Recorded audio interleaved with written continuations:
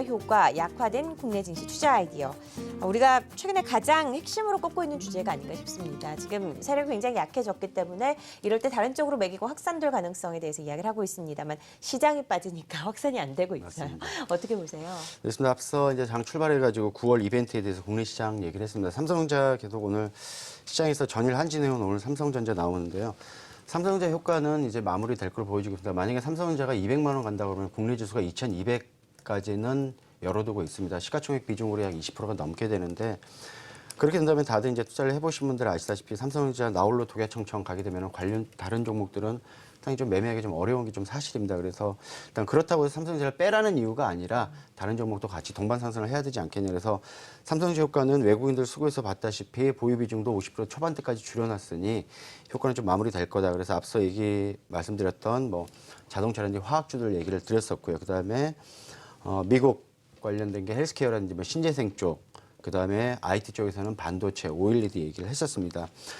기관 투자가들도 봤더니 상당히 좀 매기가 좀 바뀌고 있습니다. 지금 과거에는 상당히 좀 보수적이고 윈도우 드레싱 이 부분만 상당히 기관들이 했었는데 최근에 생보사라든지 연기금들이 패시브 중심으로 투자 전략을 상회하면서 상당히 좀 뭐 과거보다는 공격적입니다만은 그래도 뭐 좀 많이 좀 호전이 됐다라는 부분이 좀 보여지고 있습니다. 또 하나 우정사업본부가 차익거래세가 내년 4월부터 2018년까지 한시적으로 좀 면제가 됩니다. 그러다 보면은 아무래도 대형주들의 수급이 좀 환경이 좀 우호적으로 나타날 걸로 보여지고 있습니다. 그러면은 역시나 기관 입장에서는 안정적으로 가기 때문에 그렇죠. 대형주에서 어떤 업종을 담느냐 철저하게 펀더멘털 측면으로 접근하게 됐습니다.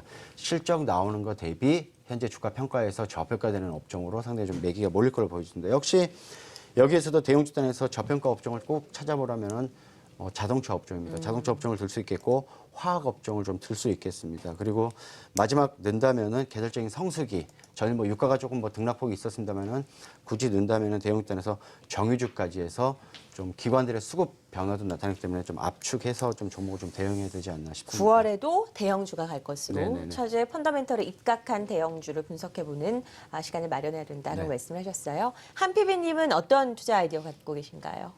지금 삼성전자 관련해서 아니요, 9월 시장에 주조도가 될 만한 것들.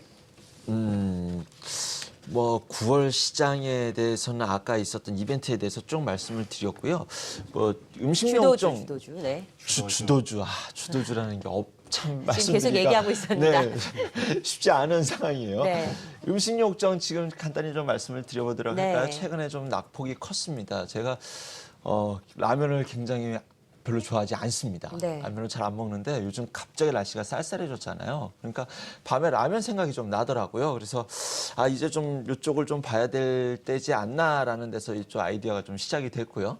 최근에 좀 음식료 중에 굉장히 낙폭이 컸어요. 맞아요. 그래서 예. 종목명을 지우고 차트를 보여주면서 이 종목 어떨 것 같아요? 라고 주변 분들에게 물어보면 공통적으로 거의 다 열의 아홉은 이렇게 단기 반등 나올 것 같은데? 라는 것들이 전반적인 반응이었습니다. 그 종목이 대부분 음식료, 농심, 오뚜기 이런 종목이었거든요.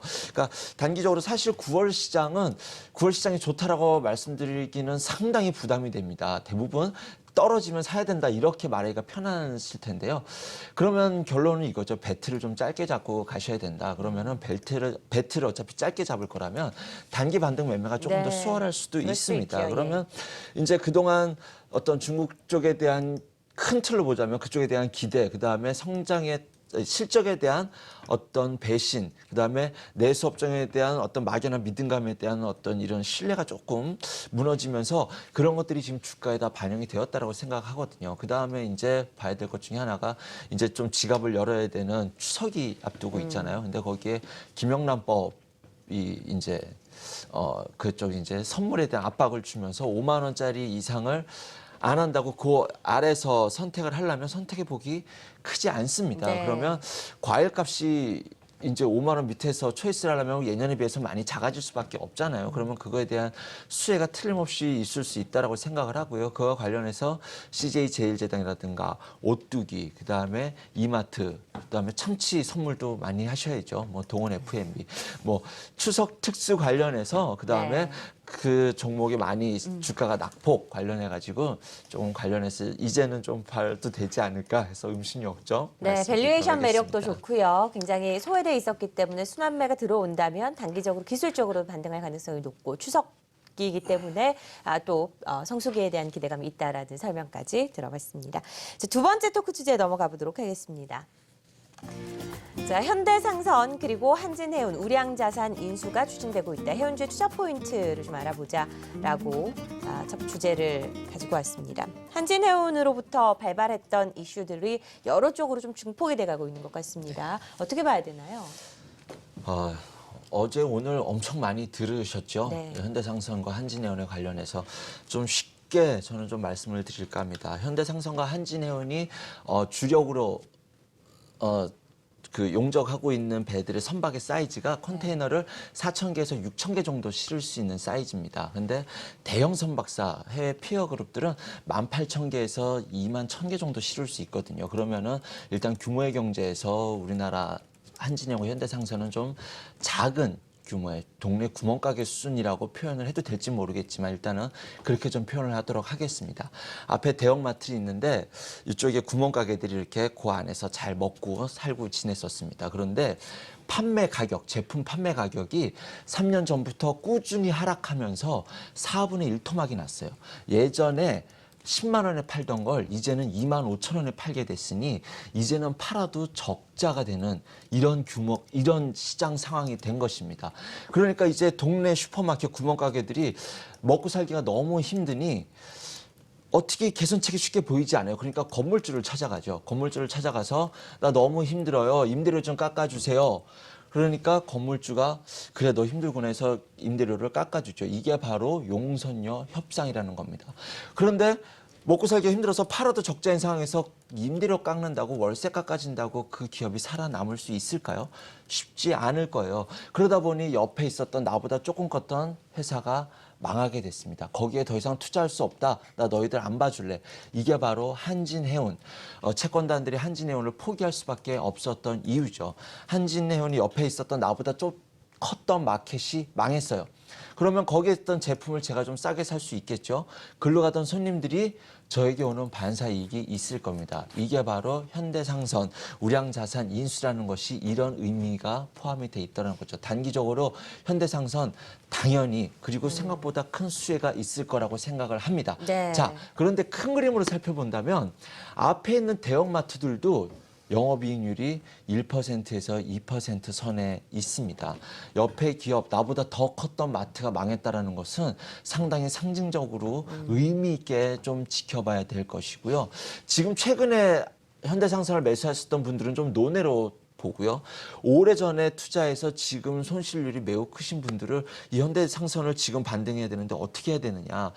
정말 보고 싶지 않으실 거고 손실률이 커서 좀 안 보고 30% 이상 손실이 커가지고 그다음부터는 어떻게 손대기가 쉽지 않거든요. 근데 좀 저는 이때 좀 용기를 내셔서 이격도가 크게 올라온다면 지금 비대 운임 지수가 올라오고 이 업황이 개선되기 전까지는 상당히 이것이 지금 바닥에서 네네. 턴할 수는 없는 상황이거든요. 그럼 이 와중 속에서 바닥에서 큰 그림의 좀 박스권의 주가가 움직임이 이어갔을 때 용기를 내셔서 좀 이격도가 벌어질 때 좀 매도를 하시고 그냥 방치하지 마시고 다시 원위치로 좀 해운업종 안 좋다는 얘기하면서 원위치로 갈 때 좀 다시 사셔서 매매 단가를 낮추는 용기를 내셔야 될 그런 의미 있는 자리에 왔다라고 저는 좀 생각을 하면서 한진해운과 현대상선의 현재 상황에 대해서 좀 쉽게 말씀을 드렸습니다. 알겠습니다. 2번 차장님은 해운주 투자 전략 어떻게 세우는 게 유효하다고 보십니까? 네, 지금 덧붙여서 말씀드리면은 관건은 그겁니다. 지금 한진해운이 법정 관리 들어갔는데 한진해운에 대해서 그 우량 핵심 자산 뭐 현대상선 인수한다는데